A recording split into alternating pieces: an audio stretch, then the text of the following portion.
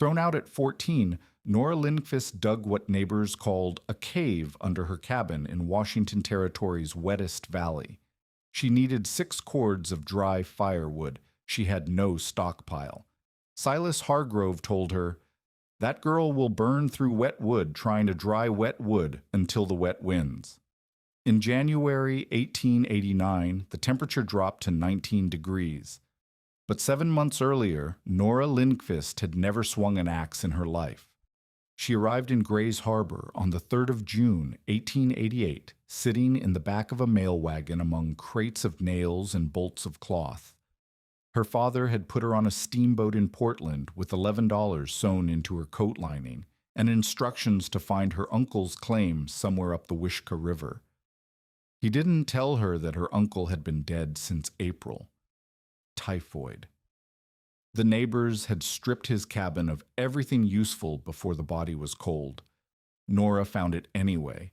She walked 7 miles from the landing at Aberdeen, asking directions from loggers who stared at her like she was a ghost. The cabin sat on a bluff above a creek 12 feet by 16, with gaps in the chinking wide enough to push her hand through. The roof leaked in 11 places. The only furniture left was a bed frame with no mattress, and a cook stove someone had deemed too rusted to steal. She stood in the doorway and looked at what her father had sent her to. The rain started that night. It rained for 6 days straight. This was Grays Harbor. 110 inches of rain fell in these valleys every year, more precipitation than almost anywhere else in the continental United States. It rained 23 days in November, 25 in December.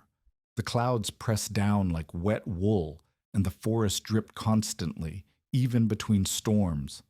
Water collected in every hollow. Moss grew on everything.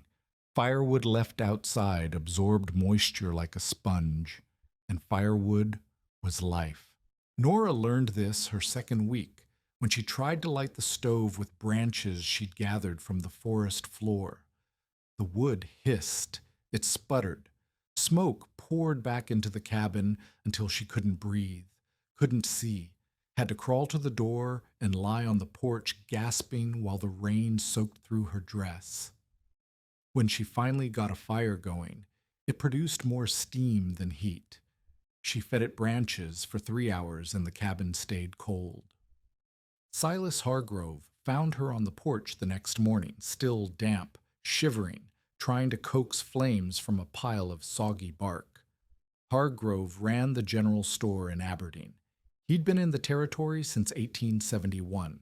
He'd seen settlers come and settlers go, mostly go, feet first, when they ran out of supplies or cents. He'd ridden out to check on the uncle's claim after hearing rumors that a girl had shown up. What he found was a child pretending to be a homesteader. He watched her blow on the smoking bark until her face went red. Then he crouched beside her. "That's hemlock," he said. "Green hemlock. You'll grow old trying to burn it." Nora looked up at him. Her eyes were red from smoke. "You need seasoned wood," Hargrove continued. "Cut it this spring, split it, stack it in the sun to dry all summer. Burn it next winter. That's how it works out here." "It's already June," Nora said. "I know what month it is." "Then how do I—" "You don't." Hargrove stood up. His knees cracked. "Your uncle would have had a woodpile already, 4, 5 cords from last year, but the Whitmore boys took it after he died. Took everything that wasn't nailed down, and some things that were." Nora's hands had stopped moving. The bark smoldered and went out. "A cabin this size," Hargrove said, "with a stove that leaky, you'll need 6 cords to survive winter, maybe 7. That's 7,200 pounds of wood, give or take. An experienced man with a crosscut saw can fell and buck maybe half a cord a day. Split it, haul it, stack it, call it a full cord every 3 days if he works sunup to sundown." He looked at her. 14 years old, arms like kindling. "A woman alone," he said. "One who's never swung an axe." He shook his head. You'd best find a husband or head back to Portland before winter comes. You can't cut that much timber, cure it, and keep yourself fed. The numbers don't work. I don't have anywhere to go back to, Nora said. Hargrove studied her for a long moment. The rain dripped off the porch roof. Then I'd suggest you find a family willing to take in a hired girl, he said. There's plenty of loggers with wives who need help. You could cook, clean, mind children. It's honest work. This was my uncle's land. Your uncle's dead, girl, and you can't file a claim until you're 21. 7 years from now. You think you can squat here 7 years without freezing to death the first winter? Nora didn't answer. Hargrove sighed. He dug into his coat and pulled out a small canvas sack, dried venison, a quarter-pound of coffee, a twist of salt. He set it on the porch beside her. That'll keep you a week, he said.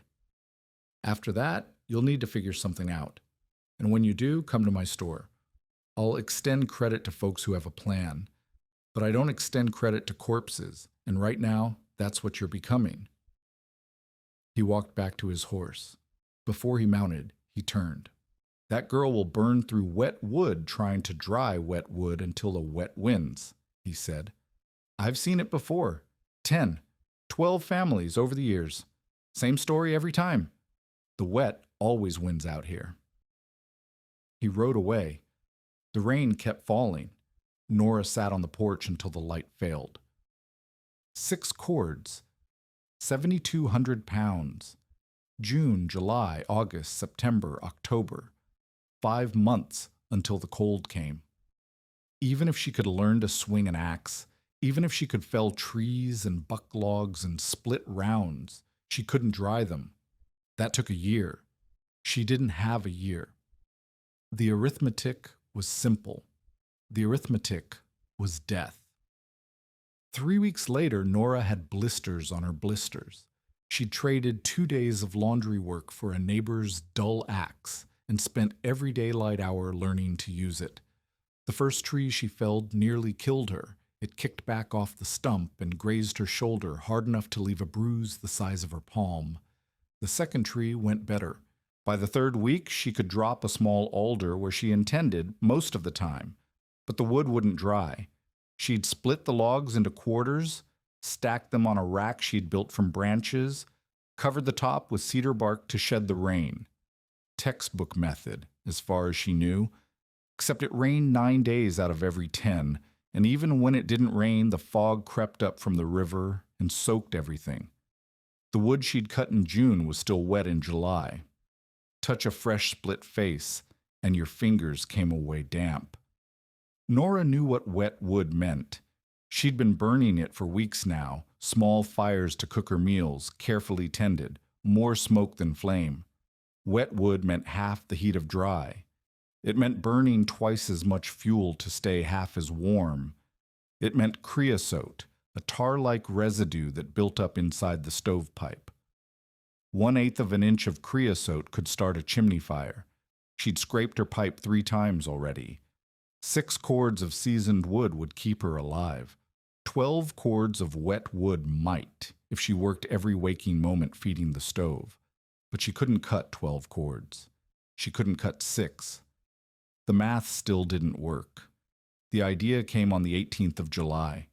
She'd gone down to the river to wash clothes, her only dress, her uncle's old shirts that she'd cut down to fit, a blanket that smelled of mildew. The Brennan homestead sat a mile downstream, and Martha Brennan had invited Nora to use their washboard in exchange for help with their own laundry. The Brennans had a root cellar.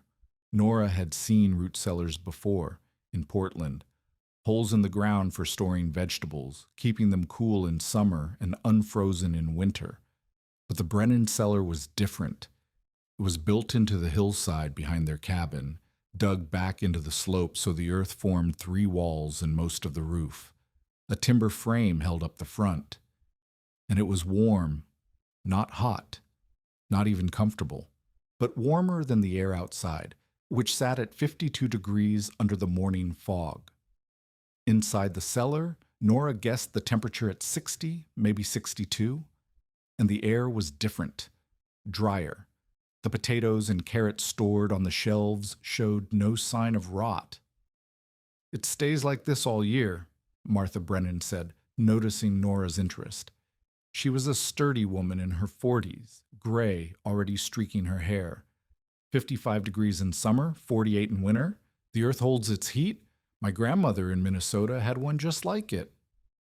Nora stood in the cellar for a long moment.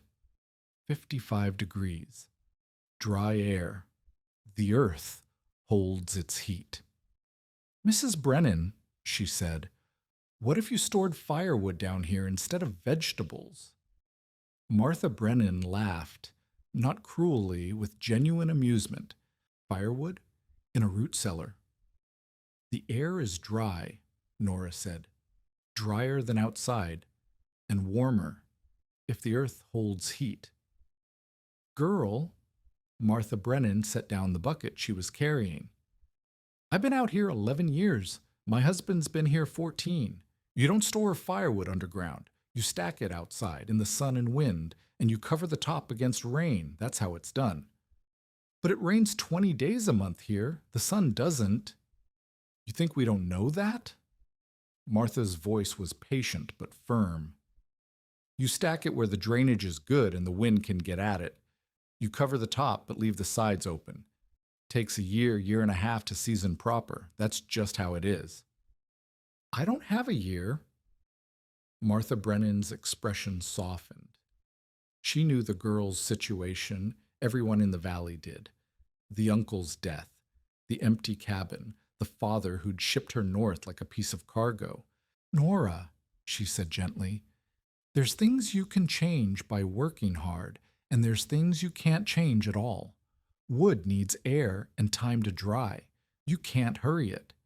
Even if you put it in a cellar, which nobody does, it would take months to dry, and you'd have no room for food stores." "What if the cellar was under my cabin?" Martha blinked. "What?" "The stove heats the cabin," Nora said. The words were coming faster now, tumbling out as the idea took shape. "The floor isn't insulated, just planks on joists. The heat goes down through the floor. If there was a cellar underneath, it would be warmer than Mrs. Brennan's cellar. 65 degrees, maybe 70. And the warm air rises, so if I put vents in—" "Child," Martha Brennan held up her hand, "you're talking about digging a hole under your cabin. I'm talking about storing wood where it's warm and dry instead of cold and wet. Have you ever dug a cellar?" "No." "Do you know how to shore walls so they don't collapse?" "No." "Do you have any idea how hard the ground is once you get past the roots?" Nora was silent. Martha Brennan sighed. She picked up her bucket again. "I know you're trying to find a way," she said. "I know you're smart, smarter than most who come out here. But there's a reason nobody stores firewood underground. It doesn't make sense. The labor alone, digging a space big enough, you'd spend a month on that instead of cutting wood. And if you guess wrong about the heat, about the ventilation, about any of it, you've wasted your last summer. You'll have no cellar full of dry wood and no woodpile outside either." She headed for the door. "There's a widower 3 miles down named Patterson. He needs someone to cook and keep house for him and his 2 boys. It's respectable work. I could put in a word." "I want to try," Nora said. Martha Brennan stopped. "What you want and what keeps you alive aren't always the same thing." She left. Nora stood in the cellar in the warm, dry air and did the math. Word spread fast. In a valley with fewer than 100 families scattered across 50 square miles, gossip traveled faster than any steamboat. By the end of July, everyone knew about the Lindqvist girl's plan to dig a hole under her dead uncle's cabin and somehow dry firewood in it. Most people laughed. Orrin Whitmore didn't laugh. Whitmore was 34 years old, thick through the shoulders, with a beard that reached his chest and eyes that calculated every angle. He ran a logging crew up the Wishkah, supplying timber to the Aberdeen mills. He'd been one of the men who'd salvaged the uncle's property after the typhoid took him. The cook stove had been too rusted to be worth hauling. The wood hadn't. He rode up to Nora's cabin on the 1st of August. She was behind the cabin, picking at the hillside with a mattock she'd bought on credit from Hargrove's store. The slope rose steeply there, glacial till, Hargrove had called it, a mix of clay and gravel deposited 10,000 years ago. She'd been digging for 3 days. She was maybe 4 feet in. Whitmore dismounted and walked around the cabin to watch her. He didn't announce himself. He just stood there, arms crossed, watching this skinny girl chip at the earth. "That's my claim you're standing on," Nora said without looking up. "Your uncle's claim," Whitmore corrected. "And he's dead. Land goes back to the government when there's no heir of legal age. I'm his heir. You're 14. Whitmore smiled. It wasn't a pleasant smile. "You can't file for 7 years. Lot can happen in 7 years. Lot can happen in 1 winter." Nora kept digging. "I've been thinking," Whitmore said, "about your situation. A girl alone, no family, no means. It's not safe. Not proper either. People talk." The mattock bit into clay. "I've got a cabin down on the river," he continued. 4 rooms, solid roof, good stove. I could use someone to cook and keep house. You'd have your own room. Wouldn't want for anything." Nora stopped digging. She turned to face him. "I have my own cabin."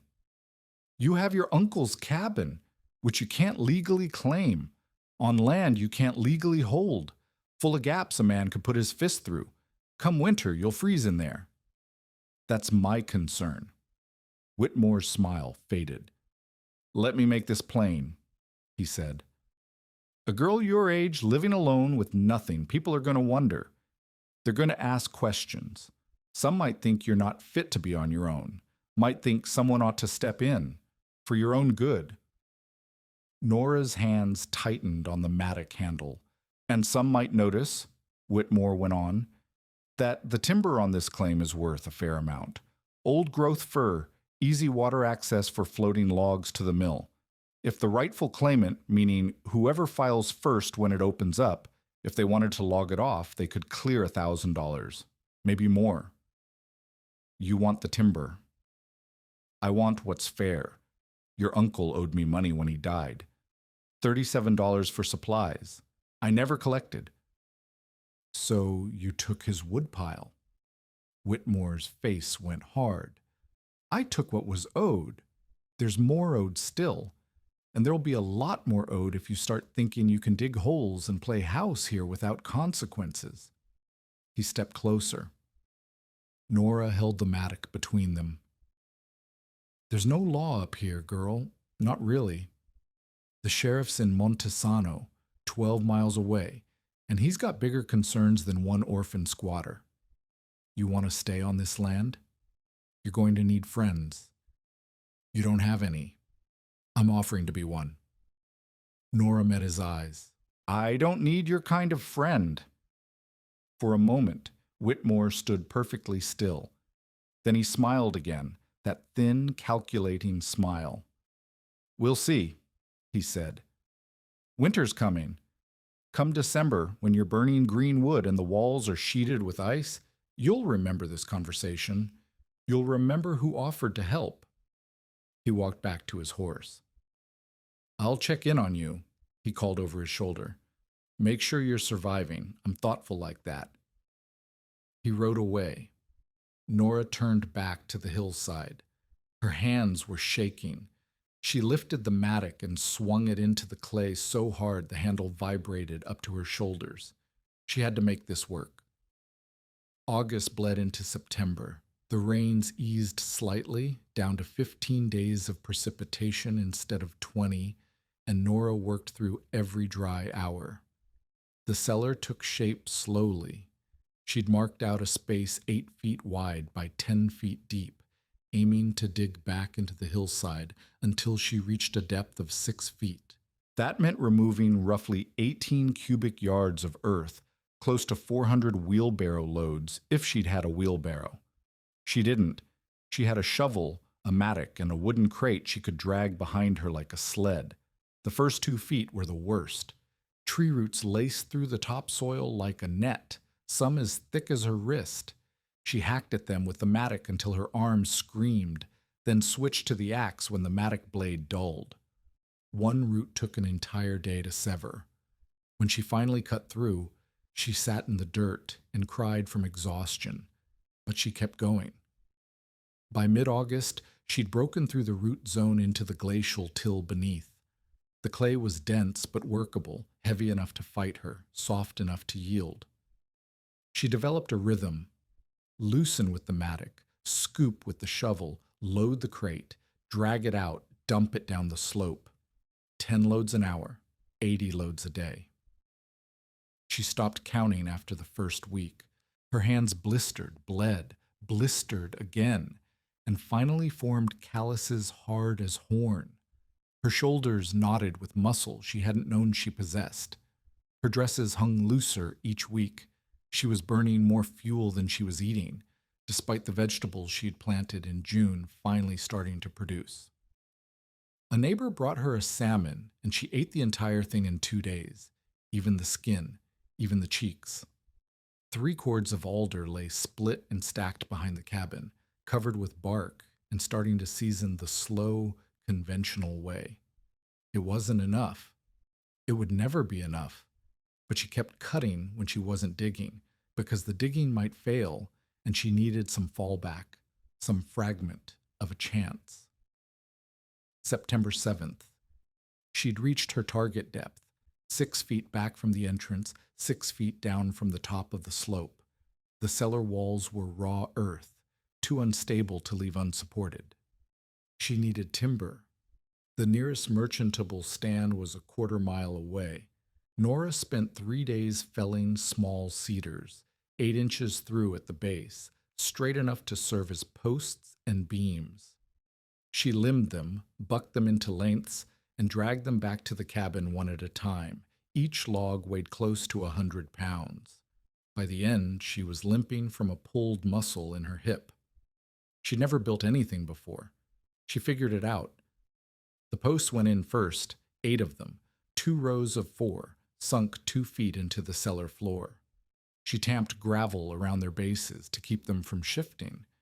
Then the cross beams notched to fit over the posts and lashed in place with rope she'd bought from Hargrove. Then the wall boards split from cedar logs with wedges and a borrowed froe, nailed to the posts with nails that cost 6 cents a pound. The front wall took longest. She built a frame, hung a door she'd salvaged from a collapsed trapper's shack 3 miles upriver, and fitted 2 sections of stovepipe into holes near the ceiling and floor. The chimney effect, she hoped. Warm air rising out the top vent, drawing drier air down through the floor above. That was the theory. She wouldn't know if it worked until she tried it. September 21st, first day of fall. The rains had returned in earnest now, drumming on the cabin roof 12 hours a day. Nora stood at the entrance to her cellar, lantern in hand, and surveyed what she'd built. 8 feet by 10 feet by 6 feet deep.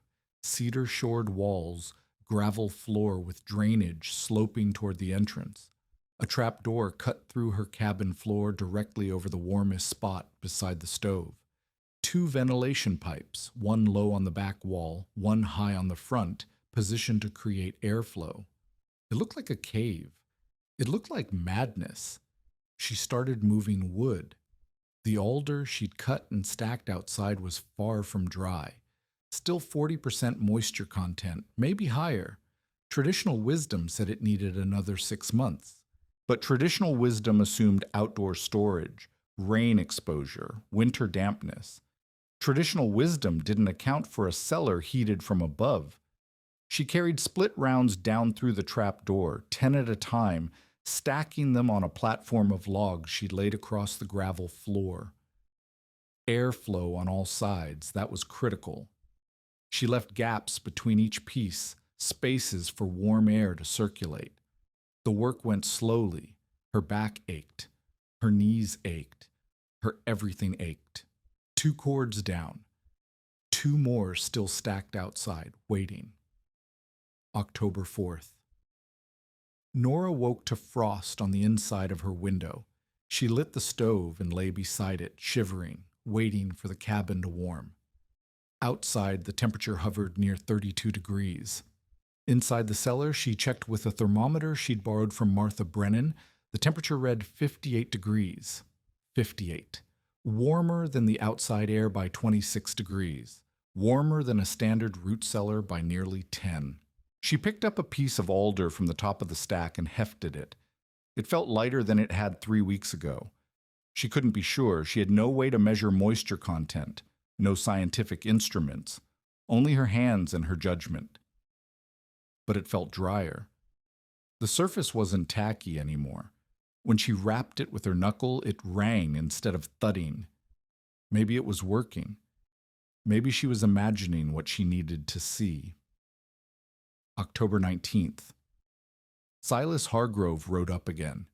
He'd come to collect payment on her credit account, $12.40 for tools, nails, rope, and sundries. She'd earned $8 doing laundry and mending over the summer. She gave him that and promised the rest by spring. "If you're alive in spring," Hargrove said.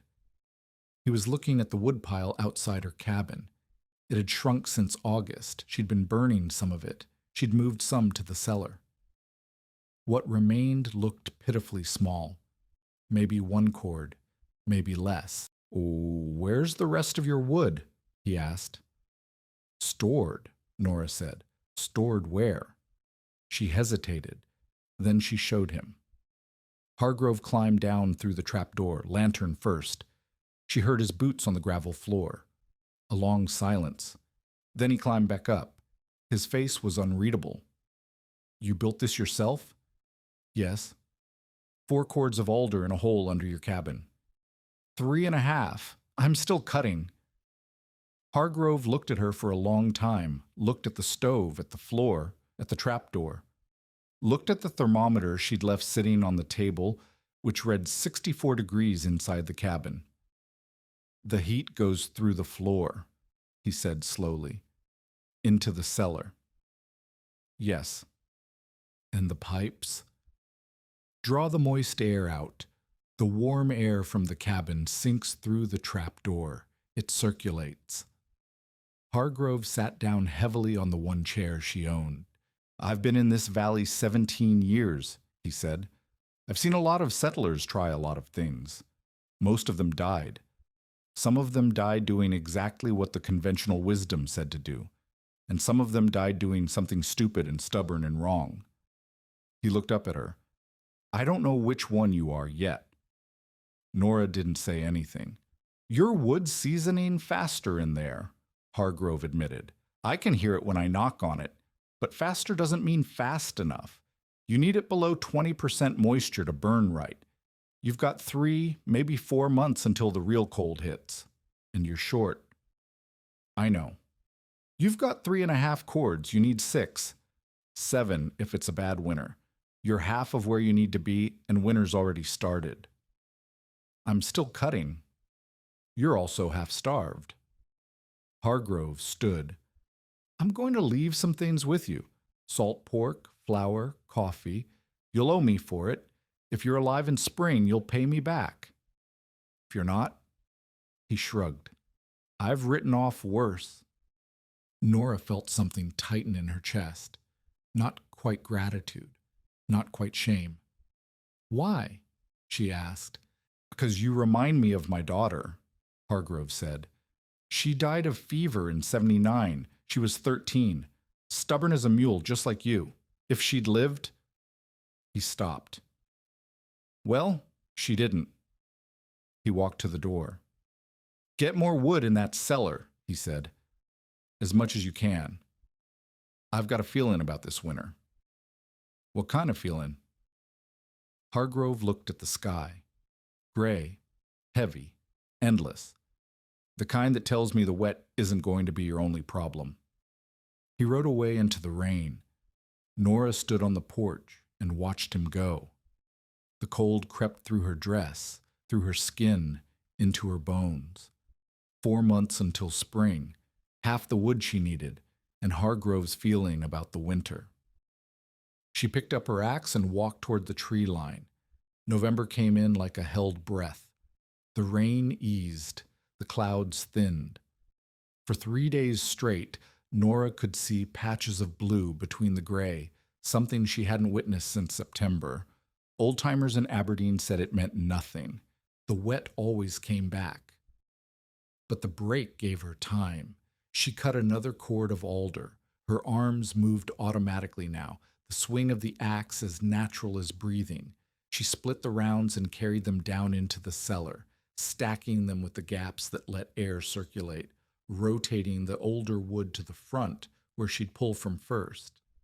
The temperature underground held steady at 59 degrees. The wood she'd stored in August rang when she knocked it. The wood from September was getting there, but it wasn't enough. 4.5 cords now, maybe a bit more, still short. The first real frost hit on November 12th. 28 degrees at dawn, ice on the water bucket, ice on the inside of the windows, ice forming in the gaps between the cabin logs where the chinking had crumbled. Nora stuffed the gaps with moss and mud, knowing it would fall out within weeks. The cabin was a sieve. Heat poured out of it in every direction, including down into the cellar, where it mattered. She burned half a cord that first week of frost, feeding the stove constantly, sleeping in her coat beside it. The cellar wood burned clean, cleaner than she'd expected. Less smoke, less hissing, less of the bitter creosote smell that had plagued her summer fires. When she pulled a log from the underground stack and split it fresh, the interior was dry to the touch. Maybe 18% moisture, maybe less. Martha Brennan stopped by on the 15th. She'd come to return a bowl Nora had lent her and to check, she said, on how the girl was managing. Nora showed her the cellar.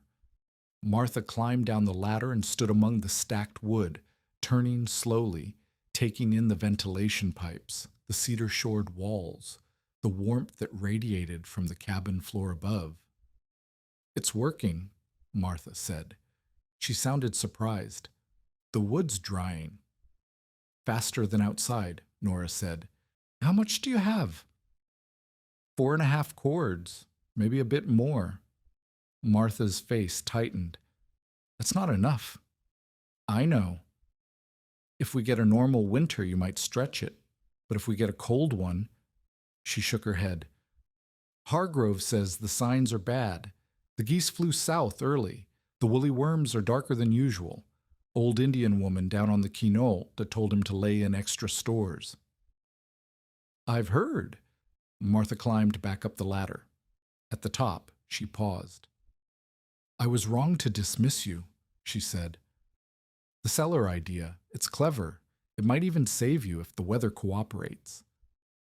She looked at the sky. "But weather out here doesn't cooperate. It just does what it does." She left. Nora stood on her porch and watched the clouds building over the Olympics to the west.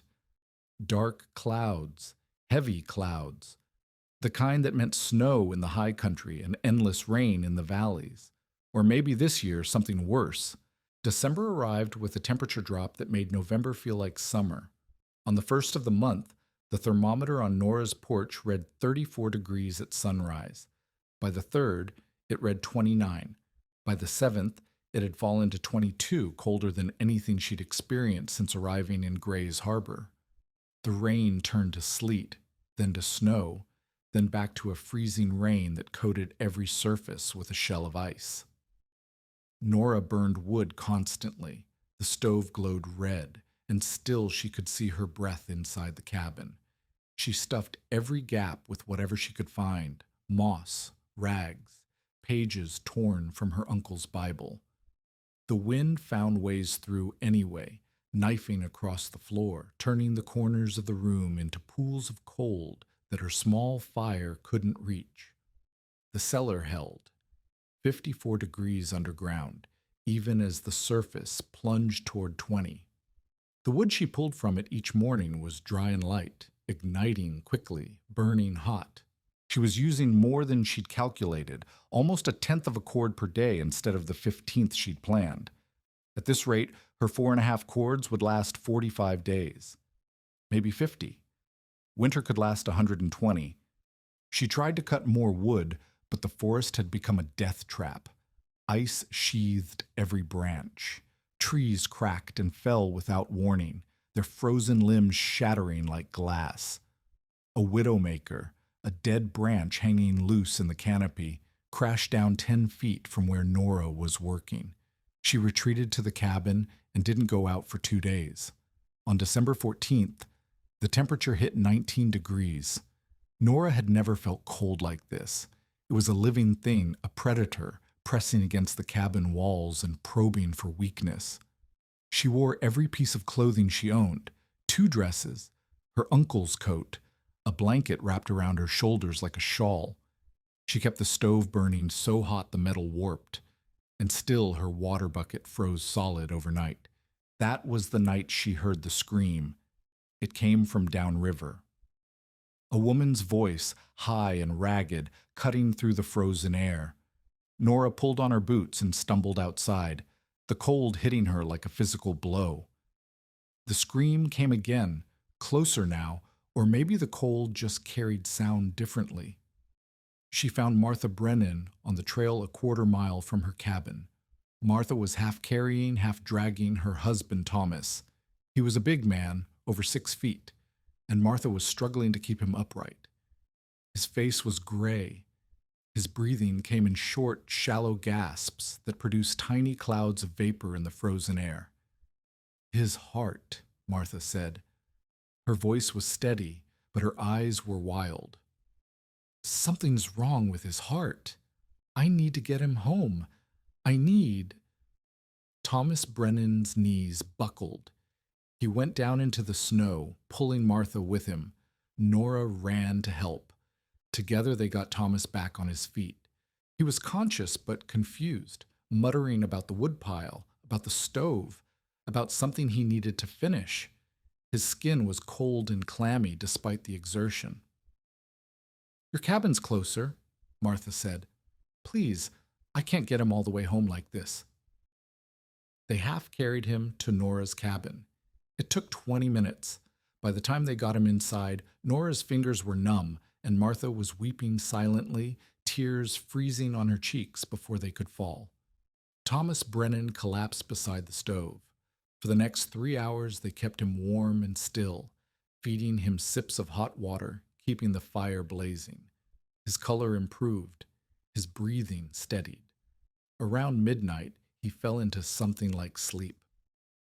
"He'll need a doctor," Martha said. Her voice was hoarse. "The one in Montesano, 12 miles. "Not in this cold," Nora said. "Not at night." "I know." Martha stared at her husband. "In the morning, if he's stable, I'll go at first light." She looked up at Nora. "I can't leave him alone, but I can't take him with me either, not 12 miles in this weather." The question hung in the air unasked. "He can stay here," Nora said. "I'll watch him. You go for the doctor." "That could be 2 days, maybe 3, if the roads are bad." "I know." Martha looked at the stove, at the woodpile beside it, already diminished from the day's burning. "You don't have enough fuel for this," she said. "I saw your stores. 4.5 cords for 1 person burning careful. With 2 people in this cold burning hot to keep a sick man warm, I'll manage." "You'll run out." Nora didn't answer. Martha sat with her husband until dawn. When the first gray light crept through the frosted windows, she kissed Thomas's forehead, pulled on her coat, and walked to the door. "I'll be back as fast as I can," she said. 2 days, maybe less if the weather breaks."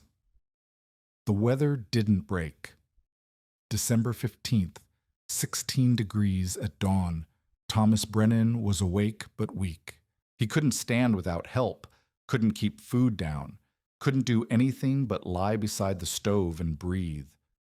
Nora fed him broth made from the last of her salt pork, spoonful by spoonful, and tried not to think about how fast the wood was disappearing. She was burning a sixth of a cord per day now.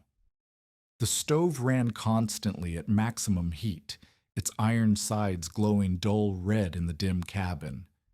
Heat poured into the room, through the floor, into the cellar below. The temperature underground had risen to 62 degrees, the warmest it had been all winter. Small comfort when the surface temperature hit 14 degrees by noon. Nora made 3 trips to the cellar that day, hauling up wood in armloads, stacking it beside the stove to warm before burning. The cellar was more than half empty now. She could see the back wall through the gaps in the remaining stacks. 2 cords left, maybe less. Thomas Brennan watched her work. "You're that girl," he said. His voice was a whisper, barely audible above the crackle of the fire. "The one who dug the cave." "Yes." "Hargrove told me about it, said it was either brilliant or insane." A ghost of a smile crossed his gray face. "Which is it?" "I don't know yet." She fed another log to the stove. The wood caught instantly, flames leaping up the blackened interior, heat flooding the cabin. Dry wood, perfectly seasoned wood. Wood that would have been soaked and useless if she'd stored it outside, like everyone said. "Smart," Thomas murmured. "Underground. Warm air falls through the floor. Never thought of that." No one did. Maybe no one needed to badly enough. Nora looked at him. He was staring at the ceiling, at the trap door that led down to the cellar. "Desperation," Thomas said. "It's a hell of a teacher." He closed his eyes. December 16th, 11 degrees. The coldest temperature recorded in Gray's Harbor in 23 years. The river froze in the shallows. The trees cracked like gunshots as their sap expanded and split the wood. A family named Hendricks, 2 miles upriver, lost their cabin to a chimney fire. Creosote buildup, people said later. Green wood. They'd been burning green wood because their seasoned supply ran out. The father got the wife and children out, but he went back for something and the roof collapsed. They buried him in the frozen ground 3 days later. Nora heard about it from Silas Hargrove. He rode up on the afternoon of the 16th, his horse's breath forming clouds in the frozen air. He'd come to check on the Brennans, he said, found their cabin empty, followed the tracks to Nora's place. "Thomas Brennan's inside," Nora said. "His heart." "Martha went for the doctor yesterday." Hargrove tied up his horse and came inside. He checked Thomas's pulse, felt his forehead, asked him a few questions in a low voice. Then he straightened up and looked at Nora. "He'll live, probably, if he stays warm and still." "He'll stay warm." Hargrove's eyes moved to the woodpile, then to the trap door. "How much you have left?" "Enough." "That's not an answer." Nora didn't say anything. Hargrove walked to the trap door and pulled it open. Cold air, relatively speaking, rose from below. He climbed down the ladder. She heard him moving around in the cellar, heard his boots on the gravel, heard him knock on wood, testing it, assessing it. When he came back up, his face was grim. "2 cords, he said. "Maybe less." "I know."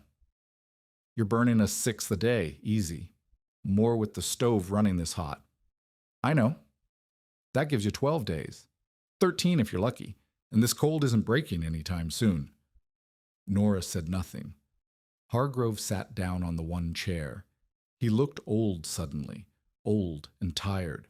"I told you," he said. "Back in June, I told you the numbers didn't work. 6 cords minimum, 7 for a bad winter. You had 4.5, now you've got 2. "The wood I have is dry," Nora said. "Dry wood burns hot. Dry wood stretches further than wet." "Not that much further." Maybe not. But wet wood wouldn't have gotten me this far. She gestured at Thomas Brennan, sleeping by the stove. He'd be dead if I were burning wet wood. The cabin wouldn't be warm enough. I'd be burning twice as much fuel trying to get half the heat. Hargrove was silent for a long moment. The Hendricks family, he said. You heard? Yes. They had 6 cords, seasoned a full year, stacked outside, proper, the way everyone does it. He paused. The rain got to it. November was wet, even for here. By December, their wood was soaked through. They couldn't dry it fast enough. Started burning green just to stay warm. He shook his head. Creosote built up. Chimney caught fire. You know the rest. Nora looked at her own stovepipe. Clean. She'd scraped it twice this month. Dry wood, clean burn, no creosote. Your wood's the driest I've seen all winter, Hargrove said. I'll grant you that. That cellar of yours. He stopped, started again. It's not what I expected. What did you expect? I expected you to be dead by now.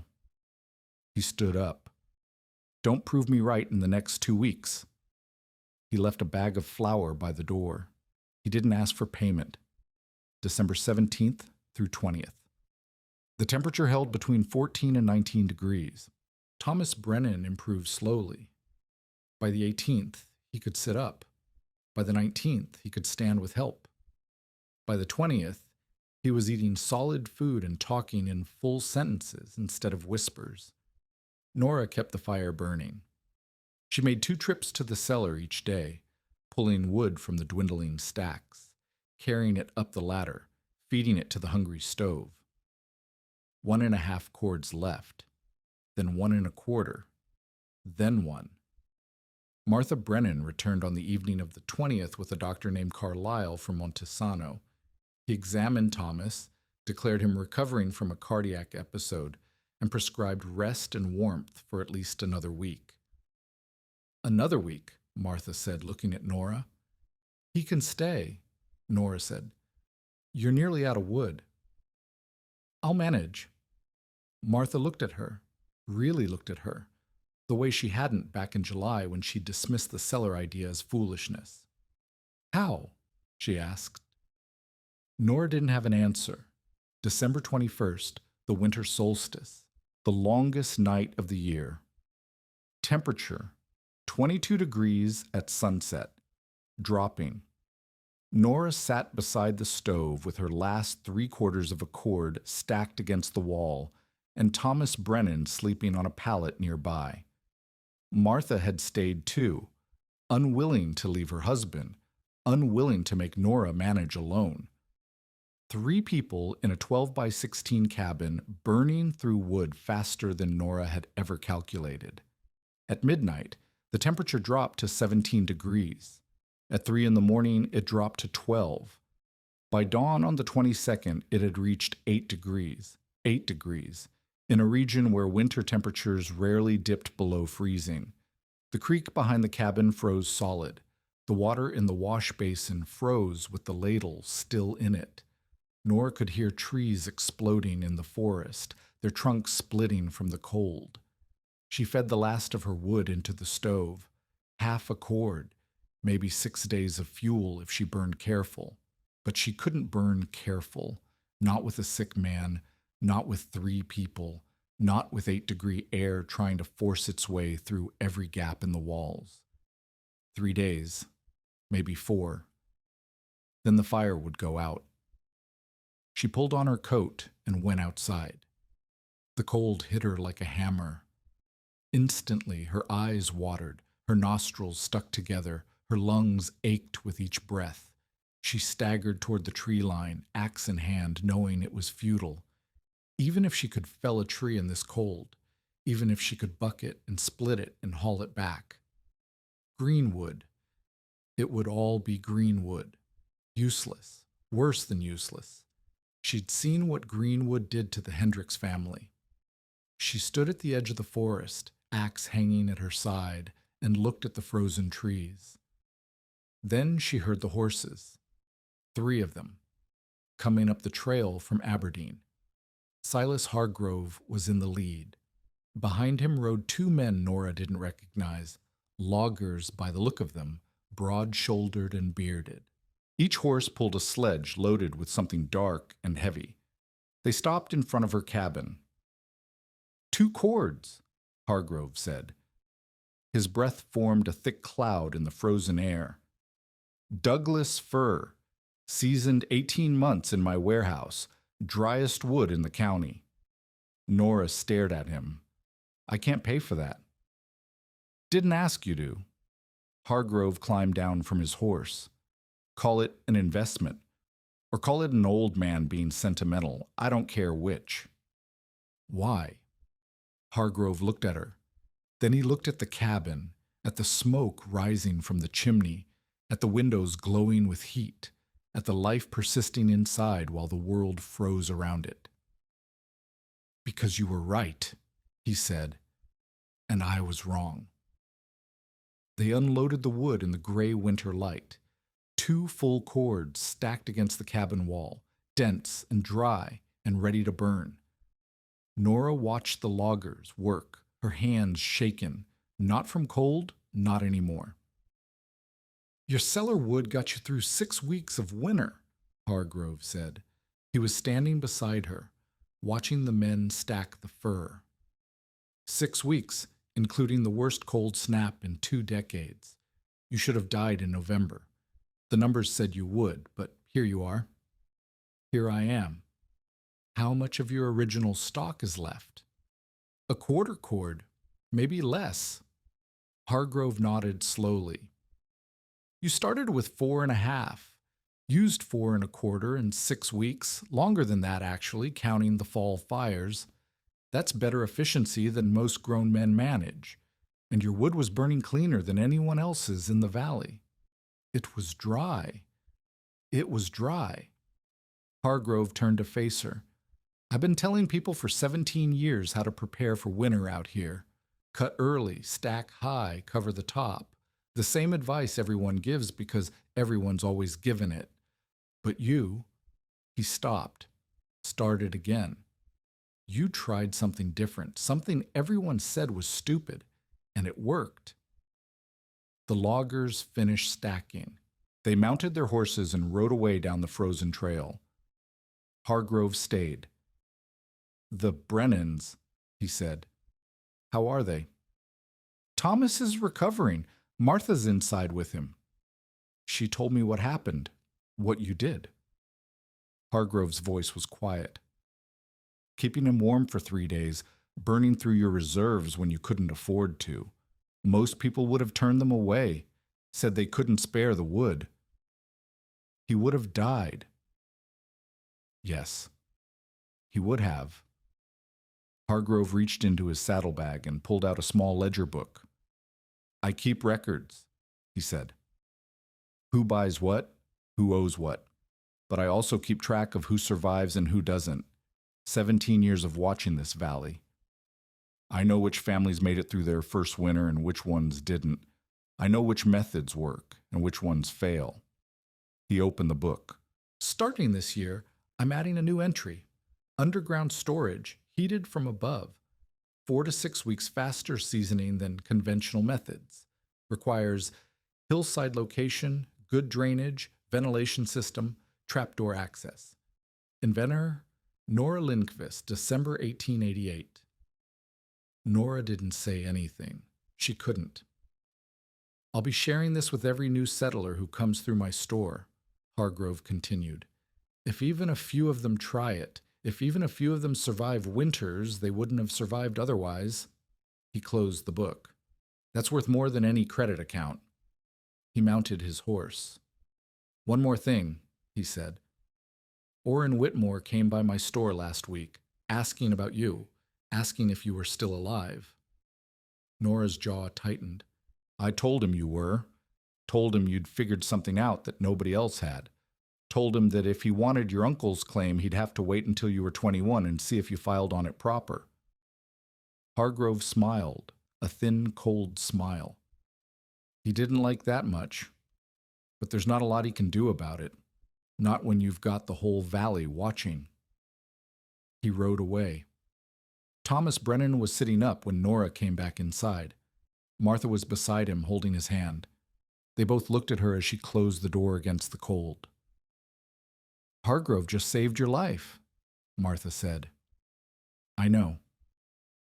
With wood you couldn't afford, wood you didn't ask for." Martha shook her head slowly.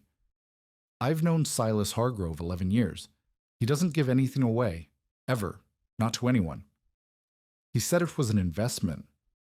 "And what?" Nora fed a log to the stove. Douglas fir, dense and dry. It caught immediately, flames leaping up the sides. "In an idea," she said. The cold broke on December 28th. The temperature climbed to 34 degrees, warm enough to feel like spring after what they had survived. Thomas Brennan was well enough to walk home, leaning on Martha, moving slowly, but moving.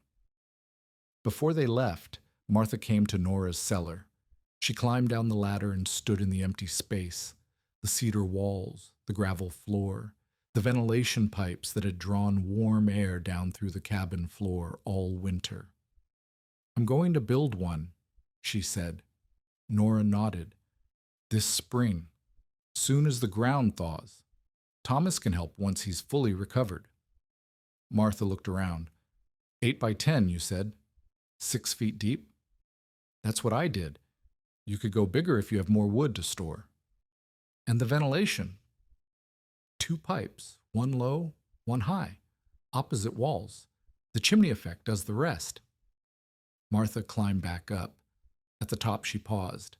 "I told you it wouldn't work," she said. "Back in July. I told you nobody stores firewood underground, that there's a reason for everything and you don't argue with what works." "I remember. I was wrong." Martha's voice was steady. "You were 14 years old and desperate, and you thought of something I'd never considered in 11 years of living out here, something that saved your life, something that saved my husband's life." She held out her hand. Nora shook it. By spring, 3 families had asked Nora to show them her cellar. By the following autumn, 6 more had dug their own. Hargrove tracked it in his ledger. Who built what, how it performed, what modifications they made. A man named Olson added a second trapdoor for easier wood rotation. The Whitfield family extended their cellar to hold 8 cords instead of 4. A Norwegian logger named Eriksson built his under a chicken coop, using the bird's body heat as a supplementary warming source. None of them froze to death. None of them burned down their cabins with green wood creosote. None of them had to choose between warmth and survival the way Nora had, week after week, in the worst December anyone could remember. By 1892, 11 families in the Wishkah River Valley had built heated underground wood storage. Nora Lindqvist showed each of them the design without charge, the dimensions, the ventilation system, the platform rails that kept wood off the floor. She refused payment, refused credit, refused anything except borrowed tools returned and the occasional gift of food. The idea spread up the Humptilips River down to the harbor settlements, east toward the foothills. No one called it by any official name. People just called it a wood cellar, or sometimes a Lindqvist cellar, after the girl who'd invented it out of desperation. Nora Lindqvist filed her homestead claim on June 3rd, 1895, 7 years to the day after she'd arrived in Gray's Harbor. She proved up the required 5 years and received title to the land in 1900. She never married. She ran a small trade in smoked salmon and mended clothes, enough to keep the cabin patched and the cellar stocked. She died in February 1941, at the age of 67, in the same cabin she'd fought to keep that first impossible winter. They found her sitting in the chair by the stove, a cup of coffee gone cold in her hand. In January of 1889, the temperature in Gray's Harbor dropped to 8 degrees, the coldest recorded in a generation. An orphan girl with no stockpile, no experience, and no one willing to help her faced a winter that killed grown men with full woodsheds. Silas Hargrove had looked at her cabin that summer and delivered his verdict. That girl will burn through wet wood trying to dry wet wood until the wet wins. The wet didn't win. She dug a hole in a hillside. She ran pipes through the walls. She stacked green alder on gravel rails and let her stove do what stoves do, radiate heat downward into the earth where the rain couldn't reach. On the coldest night of that coldest winter, Nora Lindqvist burned dry wood while her neighbors burned wet. Her cabin held 64 degrees while the world outside dropped to 8. A sick man slept by her stove and lived because she thought of something no one else had tried. The cellar still stands. If you know where to look along the Wishkah River, you can find the cedar posts rotting back into the earth, the gravel floor scattered with decades of leaves. The cabin collapsed in the 1960s, but the hole in the hillside remains. Nora Lindqvist dug it when she was 14 years old, with blistered hands and no plan but survival. It was the only plan she needed.